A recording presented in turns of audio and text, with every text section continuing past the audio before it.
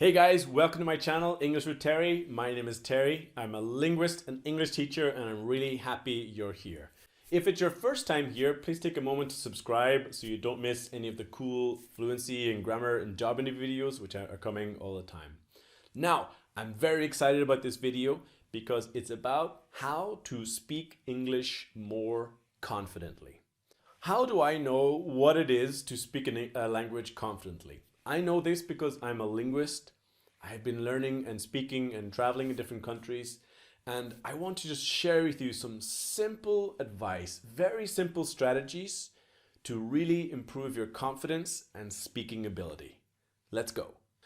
The first thing and the most important thing, the biggest change you need to make if you want to feel confident in your speaking is learning to speak alone to train your accent and speaking. I have a basic rule that I want to talk about in this video. I call it the 10 times rule. If I want to use a phrase in a different language, I will repeat the phrase alone 10 times before I even try to use it with a real person. And it works. But let me ask you this basic question. For a moment, imagine you are preparing for a swimming competition. Basic swimming competition. You need to swim 200 meters in the fastest time possible. You and your friend are competing, but there's two swimmers who will compete in the competition. They have 2 weeks to prepare, and one swimmer trains 2 times. In the 2-week period, one swimmer trains 2 times, trains the 200 meters. The other swimmer trains 10 times. Simple question. Who will win? Who is more prepared? Who will feel more confident in the competition? Who? Well, I think it's kind of obvious. The guy who trained 10 times will win, will be more confident. But this is what I want to talk about to you. That if you want to feel confidence and you want to pronounce phrases quickly and confidently, you need to accept the 10 times rule of speaking and training alone. Imagine how confident you'll feel if you repeat the same phrase 10 times alone. But this is just a basic analogy between English is something we study at school with books and reading, but we also need to look at other ideas. Because if we have 5 students learning English, 4 of the students, when they learn a new word or phrase, they repeat it 1 or 2 times. And this is true for the majority of students.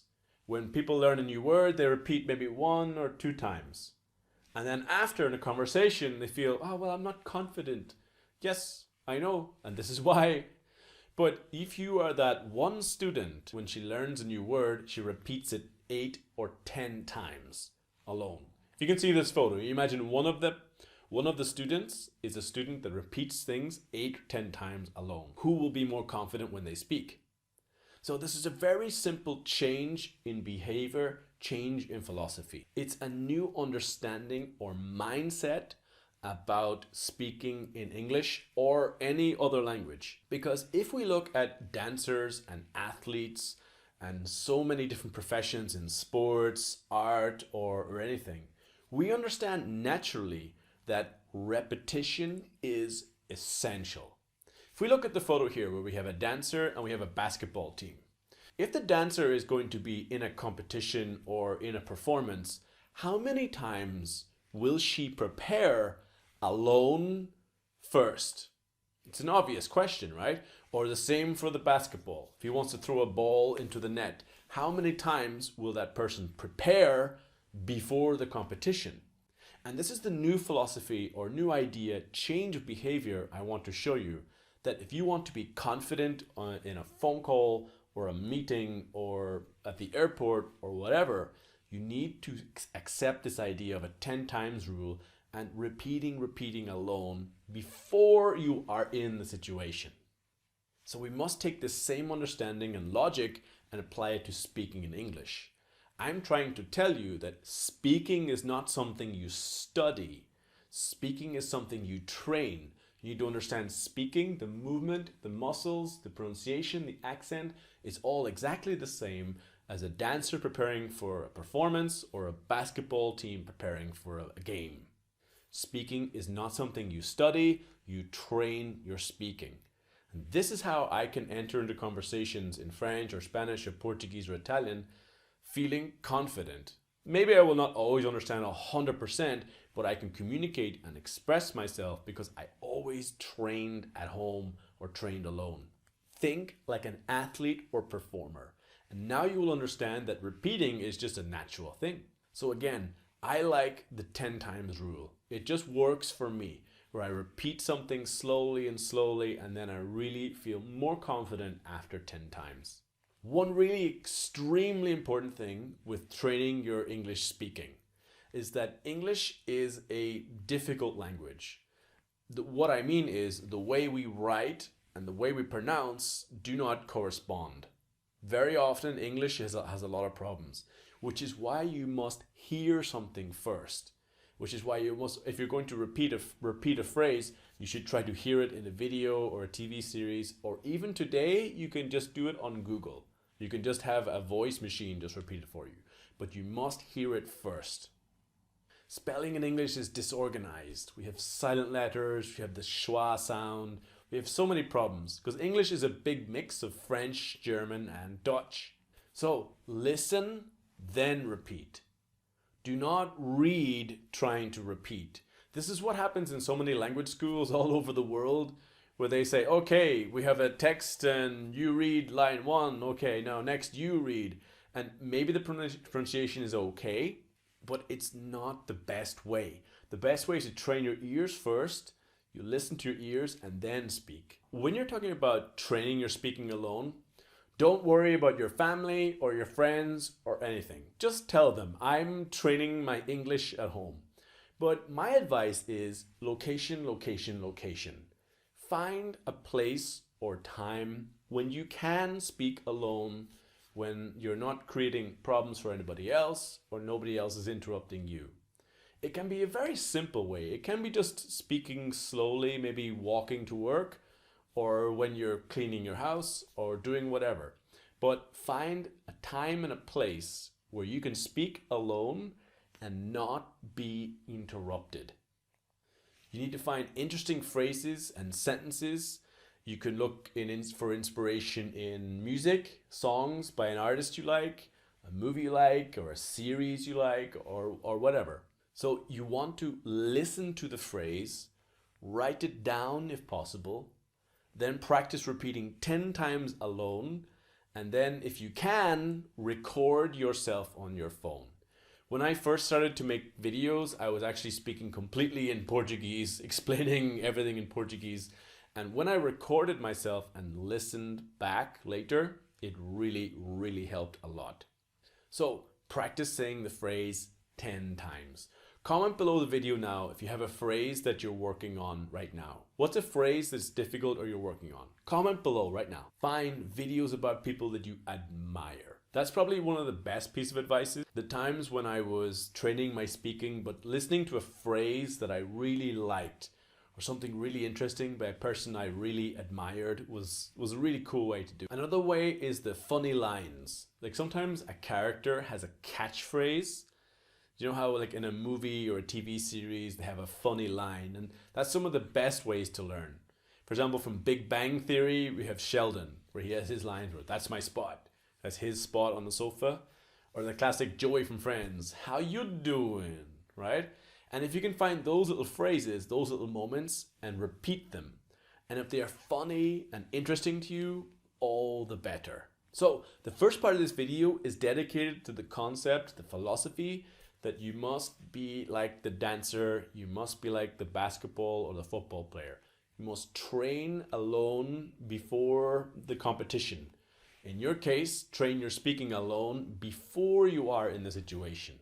Now, in the second part of this video, I want to give you some good basic advice about training full phrases. Now, this really cool photo in the middle here, his name is Michael Angelo Di Patio, I think if I get the pronunciation correct, but he was the fastest guitar player alive. Now, at one point, he was the fastest guitar player on the planet. I don't think it's true now. I think somebody else is a little bit faster. But he had this really cool, amazing DVD. It was a training DVD. Because when I was younger, I really played a lot of guitar and I really wanted to be one of those fast guitar players. And it was really what I did when I was a teenager. Instead of paying attention in high school, I learned to play guitar. But in his DVD, it was all about training someone to learn to play the guitar extremely quickly. And he gave a simple piece of advice. You will never be able to play the guitar quickly until you can play slowly and perfectly. His basic logic was that you will never learn to play something really, really quickly if you cannot simply ding, ding, ding, ding, ding. You cannot rehearse and practice the movements slowly and perfectly. I have the same advice for you in English. You will never speak quickly and fluently until you can speak slowly and perfectly. You're never going to speak really, really fast and quickly in English if you cannot stop and slowly pronounce perfectly. Okay? This is about muscle memory. Your muscles have memory. For example, if I cover my eyes now and I had a glass, I can put it directly to my mouth, no problem, right? Because it's like since we were babies, we've been learning this basic movement. Put your hand to your mouth, where there's memory in this muscle and it knows exactly where to go. This is the exact same thing with your mouth and your throat muscles. You need to slowly teach the muscles in your mouth and face to pronounce correctly. A good example of this for me is French. I have to really train a lot. There's some of the pronunciation like promouvoir. It's like hard, but it's only promouvoir. I can only pronounce this verb quickly, promouvoir, if I can pronounce it slowly, promouvoir. Do you see? Now, one example phrase I have for you is a phrase in Dutch meaning like, how are you? Hoe gaat het met je? Right? Now, if you notice, I can say this phrase really confidently. Hey, already like my Dutch student Trudy. Hey Trudy, hey, hoe gaat het met je? Right? I'm speaking it maybe a little bit too quickly, but hoe gaat het met je? I can ask somebody in Dutch. So until recently, I did not know this phrase at all. So it's all about you take the phrase, stop and practice slowly, word by word. Now here, for example, is what I did when I was training this phrase. I took the first word, hoe gaat het met, hoe gaat het met je. So I started extremely slowly. Hoe gaat het met, hoe gaat het met je. Now, that little sequence of starting one word, then two words, and three words, and four words, I repeated that about 10 times. And now, hoe gaat het met je? This is the product that because I practiced very slowly and carefully, now I can use it fluently in a conversation. Now, my Dutch is so low, I need to improve. I can't understand when people answer the question, but it's a start. Now, here's an example phrase of, maybe it's a phrase that you are practicing. What did you want me to do? Now, if you would like to speak fluently and confident, what did you want me to do? Say it quickly. You need to do the exact same thing I did with the phrase in Dutch. You go word by word. What did you, what did you want me, what did you want me to, what did you want me to do? In that speed. If you want to be able to pronounce the phrase, what did you want me to do? Then you need to be able to say, what did you want me to do? Just like my phrase in Dutch, hoe gaat het met je?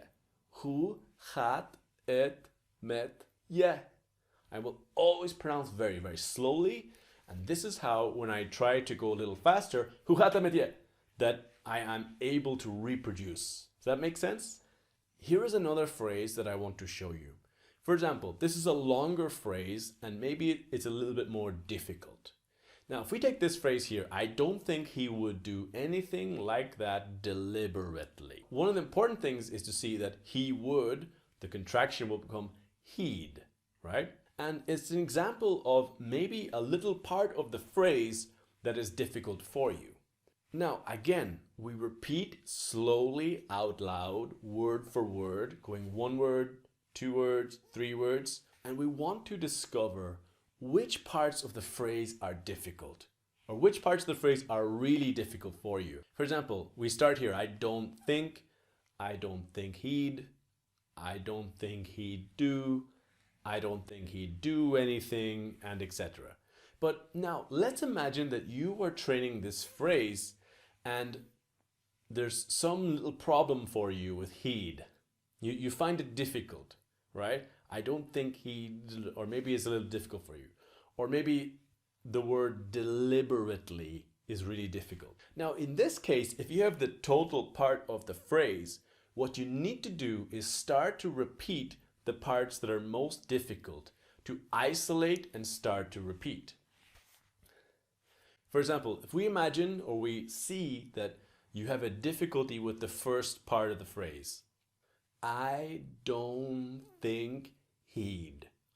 You need to repeat so slowly, I don't think he'd. I don't think he'd.